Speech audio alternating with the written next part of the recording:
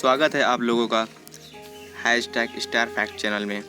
आज की इस वीडियो में हम डिस्कस करने जा रहे हैं वायरस क्या होता है।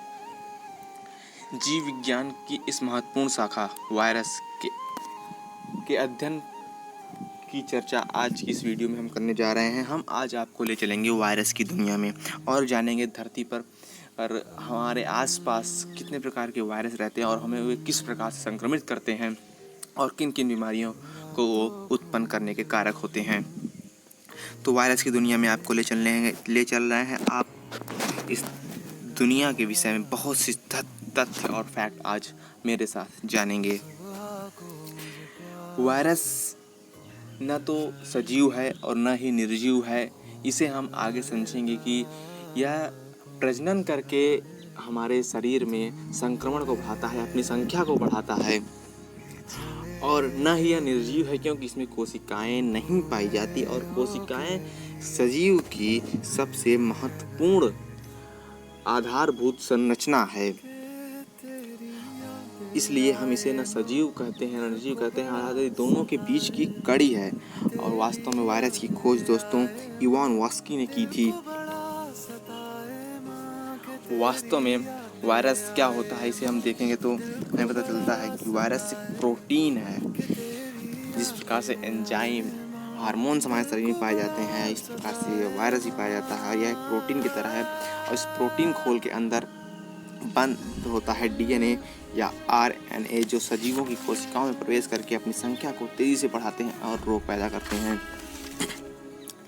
जो वायरस पौधों में रोग पैदा करते हैं उन्हें पादप वायरस कहते हैं। आपने देखा होगा कई प्रकार के पौधे जो होते हैं उनमें कीड़े लग जाते हैं, पौधे संक्रमित हो जाते हैं और वो पौधा नष्ट हो जाता है।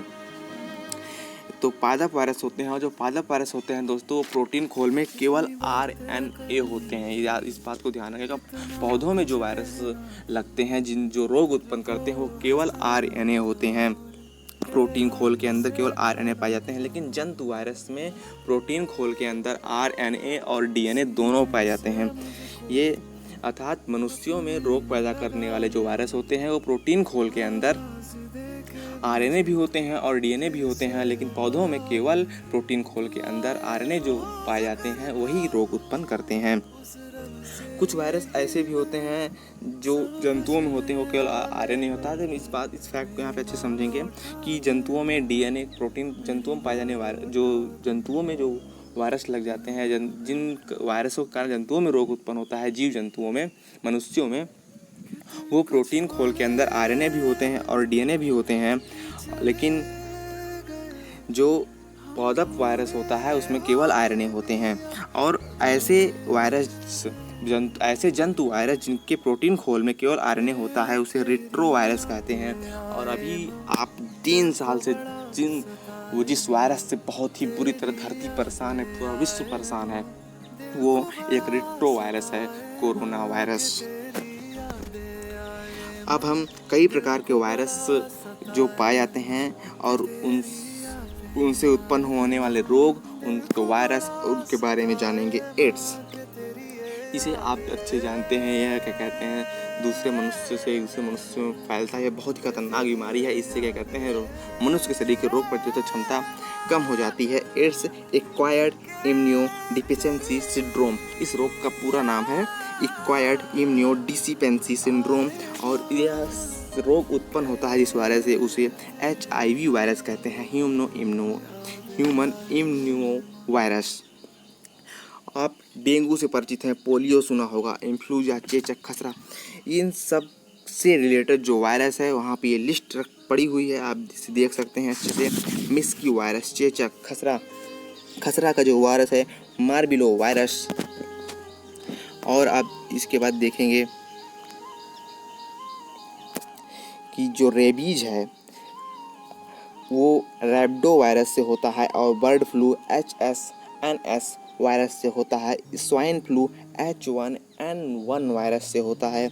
चिकनगुनिया आपने सुना है, ये आपको याद करने में बहुत ही आसानी होगी। चिकनगुनिया रोग जिस वायरस से उत्पन्न होता है उस वायरस का नाम भी चिकनगुनिया है। और आपने गांव देहात में एक रोग सुना होगा, छोटी माता, छोटे छोटे दाने निकल जाते हैं शरीर में, उसे छोटी माता रोग कहते हैं। यह वायरस होता है वर्सीसेला वायरस से, varicella virus, varicella virus, varicella virus से होता है। इसके बाद हम देखते हैं शरीर पर वायरस का प्रभाव कैसे पड़ता है। जब हमारे शरीर की कोशिकाओं पर किसी वायरस का प्रभाव पड़ता है तो सबसे पहले कोशिकाएं एक दूसरे को पूरे शरीर की कोशिकाएं एक दूसरे को सावधान करती हैं और इसके लिए इंटरफेरॉन नामक पदार्थ का स्रावण करती हैं, अर्थात यह पदार्थ जो कहते हैं पूरे शरीर में फैलता हो जाता है, सबको सावधान करता है कि आपको ये रोग लगने वाला है। उसके बाद ये कोशिकाएं और रोग से लड़ने का प्रयास करती हैं, नष्ट होती हैं। उसके और WBC रक्त क्या कहते हैं, रक्त में पाया जाने वाला WBC भी इससे लड़ता है। वायरस क्या है, अभी हमने देखा कि वायरस रोग उत्पन्न करता है, इतनी तेजी से अपनी संख्या बढ़ाता है। तो यह क्या निर्जीव प्राणी, या निर्जीव है या सजीव है, इसे हम देखेंगे। यह प्रजनन करके संक्रमण फैलाता है, अपनी संख्या बहुत तेजी से बढ़ाता है, इसलिए यह और न ही यह सजीव वायरस हो सकता है क्योंकि इसमें सजीवों को महत्वपूर्ण आधार कोशिका नहीं पाई जाती, अर्थात वायरस सजीव और निर्जीव के बीच की कड़ी है।